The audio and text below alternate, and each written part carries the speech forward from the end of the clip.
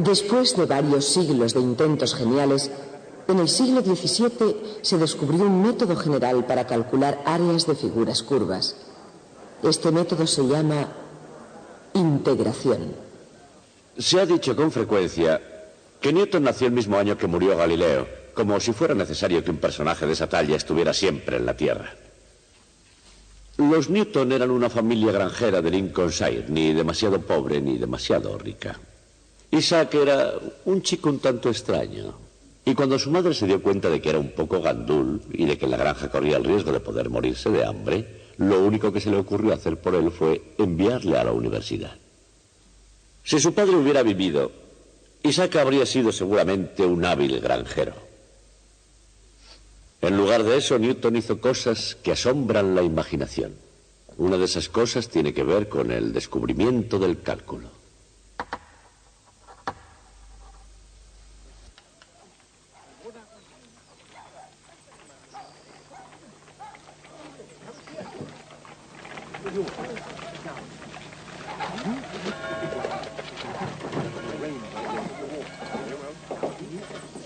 En la segunda mitad del siglo XVII, un excéntrico científico inglés descubrió el cálculo.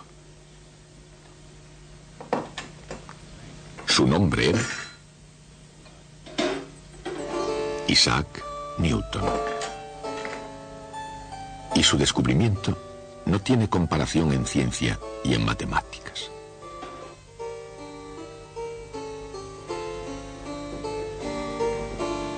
Pero el mérito del descubrimiento del cálculo no se puede atribuir solamente a Newton. Lo comparte en justicia con un erudito diplomático de Hannover que era profesor en el Land alemán de la Baja Sajonia en el siglo XVII. Se llamaba Barón Gottfried Wilhelm von Leibniz. Era mundano, extrovertido y se le daban muy bien las mujeres.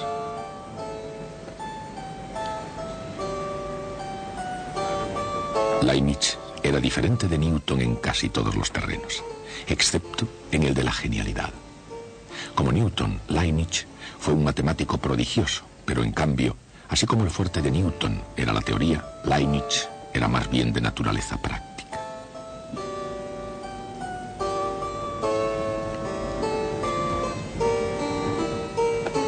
Por ejemplo, Leibniz inventó una calculadora mecánica que era portátil y podía sacar raíces cuadradas.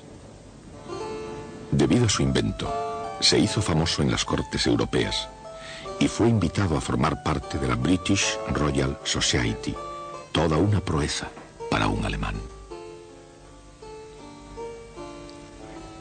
Pero Wilhelm von Leibniz es recordado por el cálculo, no por su calculadora.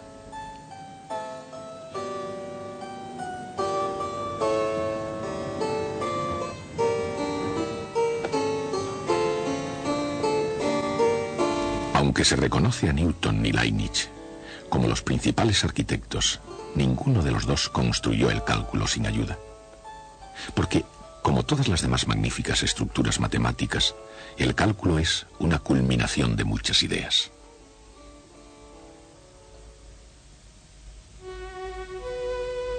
Oresme, Galileo, Kepler, Descartes, Fermat y otros muchos antes que Newton y Leibniz habían planteado preguntas sobre velocidad, aceleración y sobre el comportamiento de las magnitudes que varían. Preguntas referentes al modo de variación de magnitudes, muchas de las cuales ahora se responden rutinariamente con el cálculo diferencial, se pueden reducir a un problema geométrico, como por ejemplo el hallar la recta tangente a una curva en un punto arbitrario. Sin embargo, no todas las cuestiones geométricas llevan consigo movimiento. Algunas se refieren a cosas fijas en un lugar como la propia Tierra. En civilizaciones antiguas, como por ejemplo en Egipto, la geometría tuvo un gran número de aplicaciones muy prácticas, incluyendo cómo medir superficies de terreno.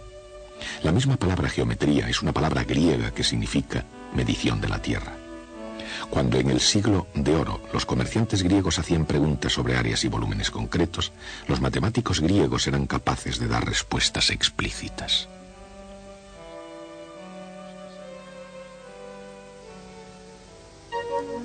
El área de un rectángulo es el producto de su base por su altura. El área de un triángulo es la mitad del área del rectángulo con la misma base y la misma altura. Cualquier figura plana limitada por líneas poligonales se puede descomponer en triángulos y su área es la suma de las áreas de esos triángulos. Pero, ¿cómo se puede hallar el área de una figura curva, de un segmento de parábola o de una figura incluso más exótica? Estas cuestiones matemáticas eran un reto para la mente y el espíritu de los griegos. En un maratón intelectual, que bien se podría haber llamado una carrera de relevos hacia el cálculo, los grandes matemáticos griegos competían con el fin de encontrar un método general de cuadraturas, un proceso para hallar áreas de figuras curvas.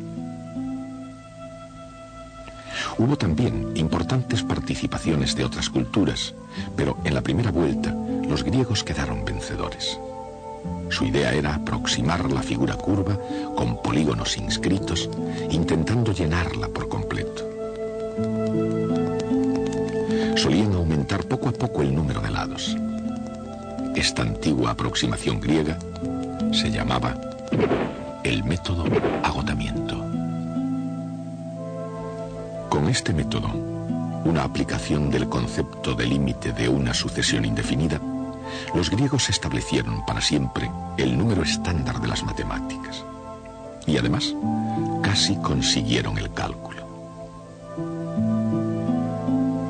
De hecho, si Arquímedes hubiera conocido los símbolos de uso ordinario 18 siglos más tarde, probablemente habría sido coronado con el éxito. En cualquier caso, incluso sin la ayuda del álgebra, realizó un número de descubrimientos espectaculares. Uno de los más notables fue la cuadratura de un segmento de parábola. Designemos por A de t el área entre la parábola y el eje X. Desde X igual a 0 a X igual a t. Arquímedes demostró, mediante un ingenioso argumento geométrico, que ese área es igual a 1/3 de t al cubo, y que es válido en el caso del segmento parabólico. En el avance hacia el cálculo, es solo un caso especial más bien que una forma general. Y para empujar a los eruditos hacia adelante, se necesitaba una matemática más poderosa incluso. Se avanzaba, pero aún tardaría un largo tiempo en aparecer. A principios de los años del 1600, Kepler, un matemático y astrónomo errante, echó de nuevo la bola a rodar. Johannes Kepler calculó áreas y volúmenes de 92 figuras curvas. Se acercó al cálculo, pero como los griegos, tampoco pudo encontrar un método general para todas las figuras y funciones. Pero esta vez no se aplazó la competición y dos franceses cogieron la antorcha, Pierre de Fermat y René Descartes. Combinaron álgebra y geometría, que hicieron finalmente posible describir figuras geométricas con ecuaciones algebraicas. En un sistema de coordenadas rectangulares se puede expresar una recta dependiente m mediante la sencilla ecuación algebraica y igual a m por x.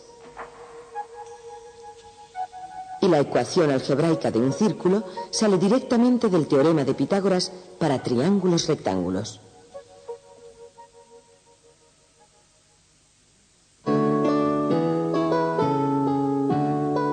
Fermat se aproximó muchísimo a la obtención de la derivada con su método general para determinar los máximos y mínimos de las funciones, puntos donde la pendiente es 0. La carrera hacia el cálculo estaba entrando en su recta final. los progresos científicos cruzaron rápidamente el Canal de la Mancha y causaron gran revuelo en el Trinity College. Los grandes avances de las matemáticas, sobre todo los trabajos de Kepler y de Fermat, llegaron a Cambridge, pisando los talones a un sombrío muchacho procedente de una granja de Lincolnshire. Se trataba de Isaac Newton. Y además de otros hallazgos, cualquiera de ellos suficientes como para dedicarle un capítulo de la historia de las ciencias, continuaría hasta descubrir la ley universal de la gravedad y alcanzar el cálculo. Más tarde, lo haría Wilhelm Leibniz, no con gran consternación, sino un desprecio total por parte de un Newton mucho más viejo. Aunque Newton reclamaba: si he logrado ver más allá que otros hombres, ha sido porque estuve de pie sobre hombros de gigantes. No pensaba en Leibniz, sino en Copérnico, Galileo, Kepler. Estos eran los hombres sobre cuyos hombros él había estado de pie. Leibniz y Newton quedaron vencedores en la carrera hacia el cálculo. Mientras que sus respectivos descubrimientos habían tenido lugar en un mismo campo, apenas se hicieron en el contexto y mucho menos con el espíritu de buena deportividad. Sí, Sir, que mañana irá a verles, lo diré, no se preocupe. Sí, hágalo. Fue un drama con conflicto que bien podría haber escrito Shakespeare y de consecuencias académicas importantes. Mientras, la buena reputación de uno de los jugadores se veía amenazada. Así también, la cordura del otro estaba en serio peligro. Pero antes de que las cosas hubieran llegado a ese extremo, la mente de Newton fue capaz del pensamiento más racional imaginable. Siendo muy joven todavía, y por influencia de Isaac Barrow, catedrático de Cambridge, a quien apenas cita como su mentor, Newton descubrió su propio cálculo, que llamó el método de las fluxiones.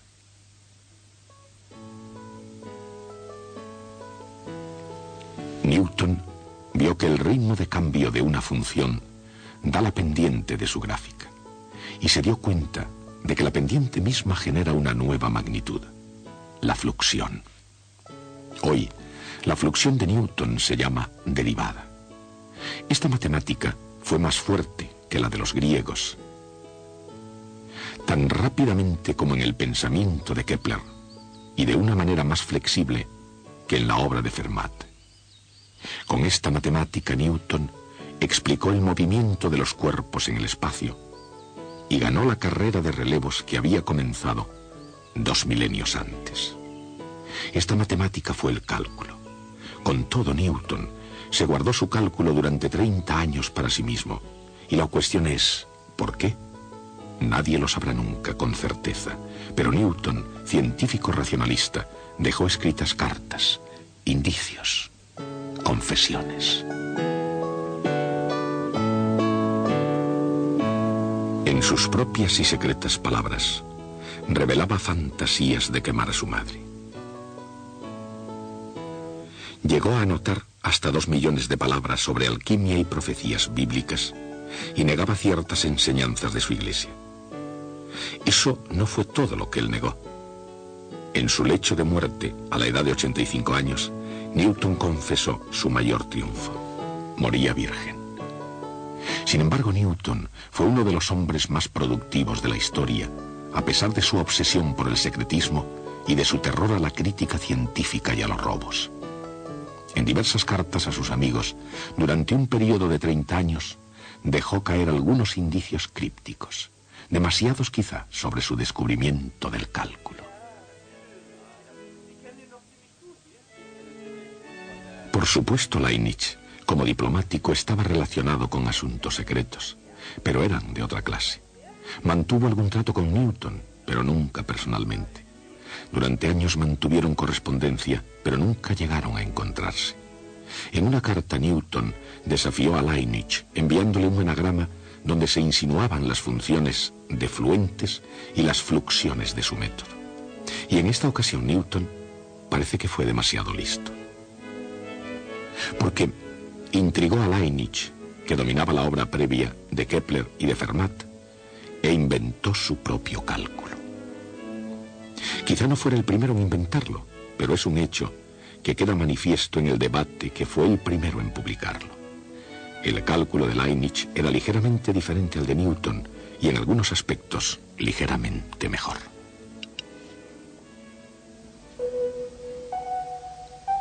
Leibniz llegó a la idea del cálculo de las áreas imaginando una red de pequeños rectángulos. Supone que disminuyen de tamaño y suma sus áreas. Su suma finalmente se aproxima a un límite que es igual al área de la región bajo la gráfica de una función. Este es el proceso de integración. Leibniz lo resumió con el signo integral, una S alargada a partir de la palabra latina summa.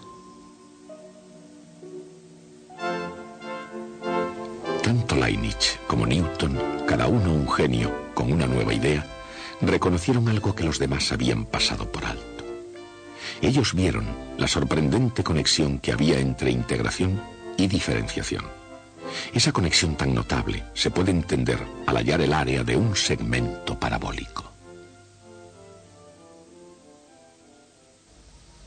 Supongamos que A de t representa el área entre la parábola y el eje X, de X igual a 0 a X igual a t. Esta es una función de t. Intentemos hallar su derivada de A de t. Si el área de 0 a t es A de t, el área de 0 a t más delta t es A de t más delta t.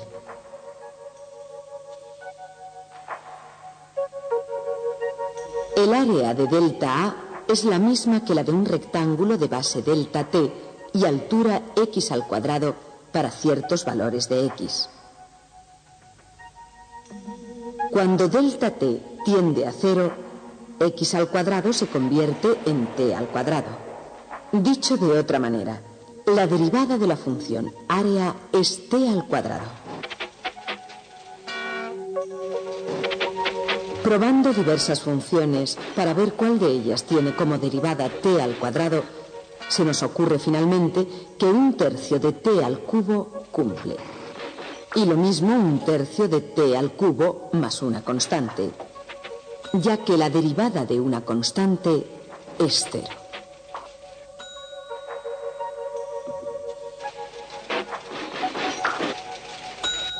La función área A de t es 1/3 de t al cubo más constante. Como el área es 0 cuando t es 0, la constante es también 0. Pues ahí está, la cuadratura de la parábola utilizando los cálculos de Leibniz y Newton. En el lenguaje del cálculo, la integral de x al cuadrado de 0 a t es 1/3 de t al cubo. Arquímedes, por supuesto, ya había calculado esta usando un modo geométrico. Pero el cálculo es superior. El cálculo se aplicó no solo a la parábola, sino también a cualquier curva regular. Resuelve el problema de la cuadratura en general y revela la relación tanto tiempo oculta entre integración y diferenciación. Integración y diferenciación son procesos inversos.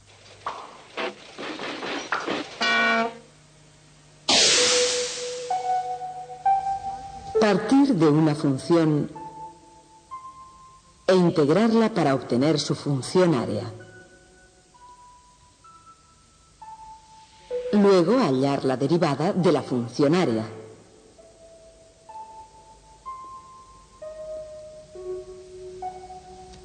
El resultado es la función de partida.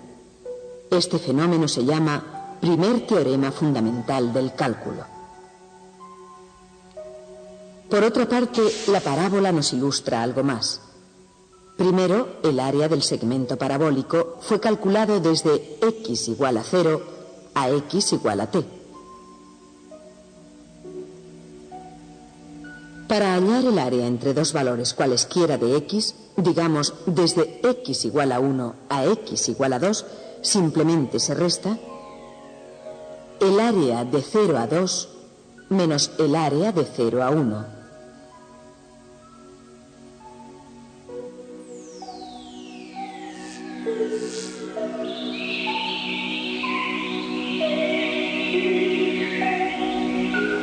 Cuando la idea está expresada en su forma general, recibe el nombre de segundo teorema fundamental del cálculo. Se enuncia diciendo que una función es igual a la integral de su derivada más constante. Newton y Leibniz se dieron cuenta de que el segundo teorema fundamental, que fue descubierto al resolver el problema geométrico de la cuadratura, también tiene consecuencias importantes en la mecánica de los cuerpos en movimiento. Como la derivada de la velocidad es la aceleración, se puede obtener la velocidad integrando la aceleración.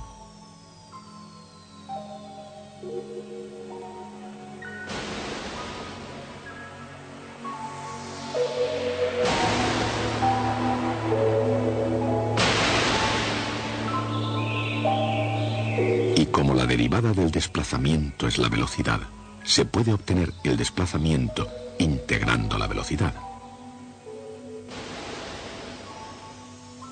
Newton era consciente del inmenso poder de esta nueva matemática, pero se sentó a perfeccionar su cálculo como si fuese una valiosísima manzana, todo el tiempo enviando por correo misteriosas insinuaciones de sabor dorado. Y mientras tanto Leibniz publicó sus diferenciales e integrales. 3 años más tarde, Newton, de mala gana, publicó los Principios Matemáticos de Filosofía Natural, los Principia.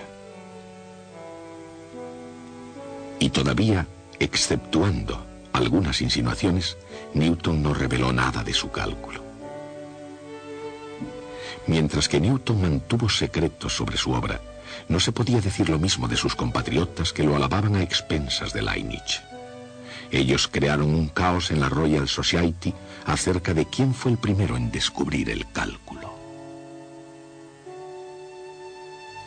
La controversia Newton-Leibniz tuvo amargura en el sabor y mezquindad en el espíritu. Y un golpe bajo fue la acusación de que Leibniz había plagiado ideas a partir de las cartas de Newton. Leibniz fue ultrajado y solicitó una audiencia formal. Por supuesto, como Newton mismo era presidente de la Royal Society, Leibniz podía haber hecho un movimiento más sensato. Ha llegado esto para usted, Sir. Gracias. Incluso antes de defender su caso, Leibniz había sido juzgado culpable. ¿Desea enviar alguna respuesta, Sir? No hay respuesta. Gracias, Sir. Y de este modo, Leibniz, que había comenzado su carrera de matemático con la filosofía del optimismo, la acabó con una ecuación de amargura.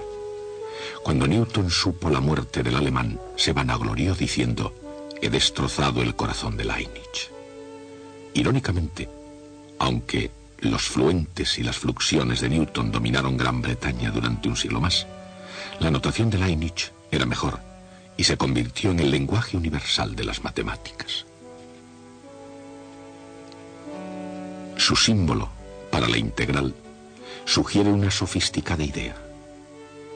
La integral es el área de la región bajo una curva y al mismo tiempo es una antiderivada.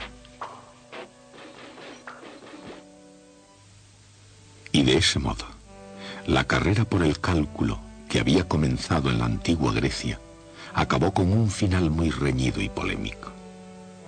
Podía haber habido gloria suficiente para los dos ganadores, pero mientras que su gloria no fue compartida, el premio lo fue no entre Newton y Leibniz, sino entre todas las generaciones a partir de entonces. La penetración de Leibniz y Newton y muy especialmente la conexión entre diferenciación e integración, se ha convertido en una herramienta de incomparable valor en matemáticas. Gracias a ambos, los cálculos diferencial e integral son el lenguaje colectivo de la ciencia. El cálculo de Newton se publicó en este libro. Este libro se llama El método de las fluxiones. Trata de la teoría de Newton, sin embargo no está escrito por él, lo escribió John Colson. Por razones que aún no están claras, el propio manuscrito de Newton sobre su cálculo no se publicó nunca durante su vida. Puede ser que el editor fuese un poco lento o simplemente que tuviese problemas para editarlo. A veces pasa eso. El caso es que no salió a la luz hasta 1969. La lucha de Newton con Leibniz sobre la prioridad en el descubrimiento del cálculo no fue la única pelea que tuvo en su vida. Hubo otras muchas. Newton fue un genio, pero no fue un hombre agradable. Una de sus famosas citas fue: si alcanzo a ver tan lejos es porque estoy sobre hombros de gigantes. Quizá fuera así, pero también pisoteó a otra mucha gente. Hasta el próximo día.